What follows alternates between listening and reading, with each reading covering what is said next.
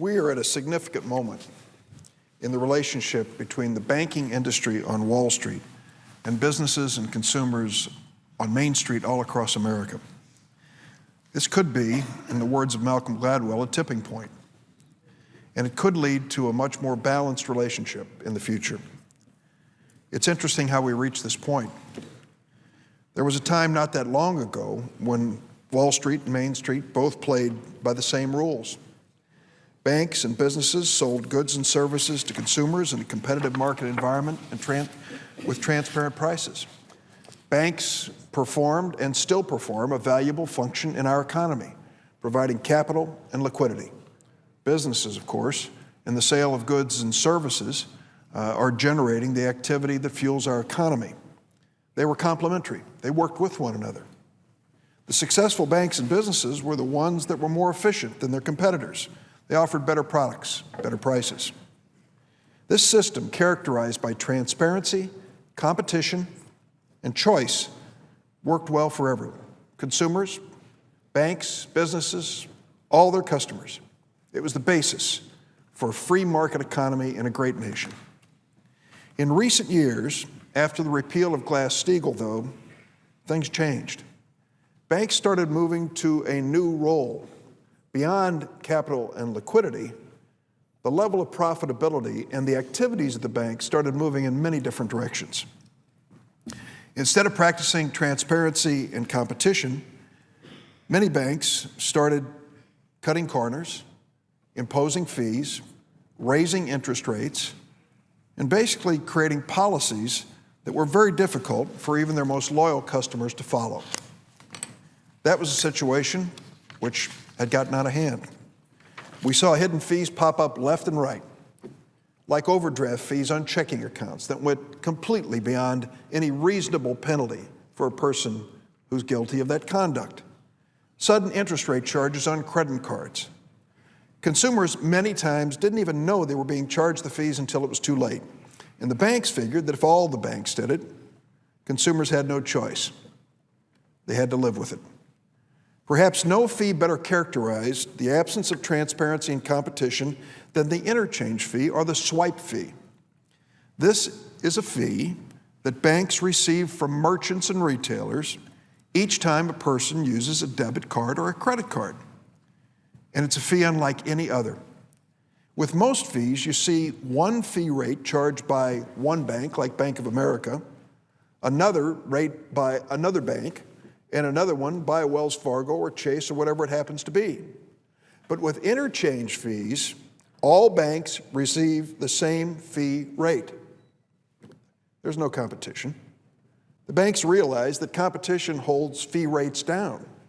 So what they did is they went to Visa and MasterCard, and on debit cards, Visa has about 80% of the debit card business. And they said to them, you can dictate the interchange fees that the banks will collect. And they did. This duopoly, these two major credit card giants, Visa and MasterCard, set fees for all the banks issuing their cards across America. This has been a huge moneymaker for the banks. Banks make an estimated $50 billion a year in debit and credit card interchange fees. And because there's no competition and no negotiation with the retailers, Visa and MasterCard reward their big bank allies with higher fee rates every single year, even as the cost of processing these transactions continues to go down. Swipe fees have become a huge and growing burden for Main Street businesses and customers. And American families ultimately pay the price in the form of higher costs for groceries and gasoline. I think of Potash Supermarket. I've talked about it on the floor many times. Art Potash has become a buddy of mine, second or third generation owning this supermarket near North in Chicago. He's not as big as the big boys, Dominic, Jewel, and the others, but boy, what a nice story he has. Art came to me years ago and said, they're killing me. The debit card swipe fees are killing me. It's their second or third most expensive item when I put together the costs of my business, and it's out of control. I have no control over it. Art was one of the people, he and Rich Neiman down at Quincy, Illinois, retailers, businessmen who got me started on this. Well, it's interesting, Mr. President. Something's happening out there in America. It could be that the era of some of these banking practices is coming to an end. Maybe we are reaching a tipping point. In 2009, Congress passed credit card reform that reined in sudden interest rate changes, and regulators placed curbs on abusive overdraft fees. Of course, the credit cards companies and the banks scream bloody murder. Too much government, too much regulation. We didn't listen to them. We listened to American families and consumers. Last year, Congress passed a Wall Street reform bill, and we created a new Consumer Financial Protection Bureau, placed reasonable limits on Visa and MasterCard swipe fee price fixing. No surprise, the banks cried bloody murder. They don't want to make a penny less than they made in the last quarter, even if their past profits were inflated by hidden fees and anti-competitive practices. So now big banks are looking for new ways to squeeze their customers in order to maintain their record profits and 10-figure executive bonuses.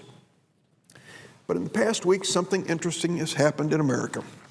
After years of raising fees on their customers without much resistance, several of the biggest banks tried to stick it to their customers again with a new monthly debit card fee. And the consumers of America noticed, stood up, and said, no way. After Bank of America, Wells Fargo, and several other big banks announced these new debit fees, their customers began voting with their feet. New account openings at credit unions and community banks surged, in many cases by 20 to 50%. I'm sure that's good news to my colleague from Iowa, to know that there's more business at the community banks and credit unions of Iowa, leaving the Wall Street banks and coming home to Iowa. It's good news in Illinois. Consumers have been emboldened. They're now saying they will only do business with banks that care about serving them instead of squeezing them. This has been a great development for consumers. It has also been great for those small banks and credit unions, which we value so much in the Midwest, who have never stopped playing by the rules and who have always valued their customers and their communities. Now, November 5th is coming, and it turns out to be a day I wasn't aware of, but I've read about now. They're calling it the National Bank Transfer Day. We're seeing many big banks actually reversing themselves and abandoning their recently announced debit fees in light of the possibility that even more people are going to shift away from the big banks with the monthly debit card fees to community banks and credit unions and other banks that aren't imposing the fees. Big banks are starting to see it just isn't good business to nickel and dime their customers and charge them $5 a month for access to their own checking account. That's what they were doing. At least that's what they were proposing. Can you imagine the big banks ever changing course like this a few years ago? Not a chance. But through reasonable regulation and consumers standing up and being alert, we're restoring transparency and competition to financial services. Transparency and competition are part of a good, functioning free market economy. It's not over by a long shot. The big banks still have enormous power and resources. They're going to continue to try to find ways to make money at the expense of their customers. And that's why we need to do several things. First, we need to confirm once and for all a director for the Consumer Financial Protection Bureau. Now, I know Wall Street banks and financial institutions and many on the other side of the aisle hate this new bureau, as Dale Bumpers used to say, like the devil hates holy water. But the fact is, this is an agency solely dedicated to ensuring that consumers have good information so they can make good choices. Senate Republicans should lift their hold on Richard Cordray so he can be confirmed to run this important agencies. They should stop doing the bidding of the financial institutions who are afraid of oversight and stand on the side of families and small businesses across America. Second, we need to ensure transparency of all bank fees so consumers can't be tricked and trapped. This is the role the CFPB will eventually play, but there's no need for banks to wait to provide this transparency. For example, the Pew Charitable Trust has developed an easy-to-read, one-page model disclosure for banks to list all the fees they can charge on checking accounts. Banks should immediately adopt this Pew Trust disclosure box so that their websites are clear to consumers and consumers can actually comparison shop and choose the bank that best serves their needs. This type of standardized fee transparency will help drive consumer business to the good banks, those that play by the rules and offer a good value at a reasonable price. Third, we have more work to do to bring transparency and competition to the swipe fees. For example, credit card swipe fees are still entirely unregulated, and they can cost a merchant up to 3 to 4% of the transaction amount. Every American should be aware what it costs a merchant to accept the credit card, because ultimately the consumers pay for it. Consumers should particularly be aware how much their local small businesses pay in credit card interchange. They should also know how much more rewards cards cost merchants than non-rewards cards. This will help consumers make more informed choices. If you are for competition and for transparency and for choice, we've got to move to a level where consumers have more information. So I call on the nation's biggest 1% of banks, those with over $10 billion in assets, to disclose in their monthly statements of their cardholders the interchange fees the banks received on each credit card transaction. While it would be ideal for this interchange disclosure to be made known to customers directly at the cash register or on receipts, I recognize that might be difficult. So let's do it on the monthly statement. However, big banks can easily modify these monthly statements to show how much the bank received in interchange on each transaction. This can happen almost immediately. This type of transparency is particularly important because we're seeing big banks try to steer their customers away from paying with debit and toward credit. Have you noticed the ads that are offering rebates on credit cards now? 1%, 2%, even 3% on gasoline. What customers may not realize is that the fee being charged by the credit card company and the bank to the gas station may be far in excess of 3%. So they've already taken the money away from you as you paid for your gas, and then they tossed 3 pennies back to you. It's time for a little more disclosure here about the actual relationship between these banks, credit card companies, and the consumers and retailers that deal with them. In closing, I do believe we're at a tipping point when it comes to the balance between Wall Street and Main Street. For too long, Main Street businesses and consumers have been playing by the rules, and Wall Street has been rigging the game. Now, transparency and competition are being restored to the banking industry. A member of my staff was down in Georgia over the weekend, and he drove by and saw a little bank called Bank of the Ozarks. I don't know what it was doing in Georgia, but it said Bank of the Ozarks.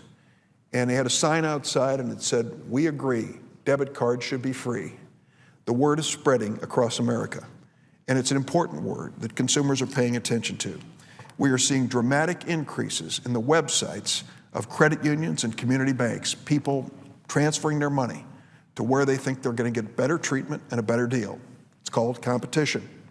Transparency and competition are coming to the banking industry. Consumers are getting better information, and many of them are making important choices for their families and businesses. This is going to strengthen small banks and credit unions in Iowa and Illinois and Connecticut and many places all around America. It'll help small businesses in Iowa too, as well as Illinois, who are being crushed by hidden swipe fees today. It's going to help the economy move forward in a fair way with real disclosure. Let's keep this progress moving. I want to salute those who stood with me on a bipartisan vote, both occasions on the floor, to move forward on this important matter. Just a few weeks ago, major publications like the Wall Street Journal and the Chicago Tribune were jumping all over the Durbin fee, and they were standing by the big banks who said, we're going to put this monthly fee on because of Durbin. Guess what? Those banks are backing off now. They realize that their customers are leaving if they're not treated properly and fairly. Let's continue that. It's healthy for America and the growth of our economy.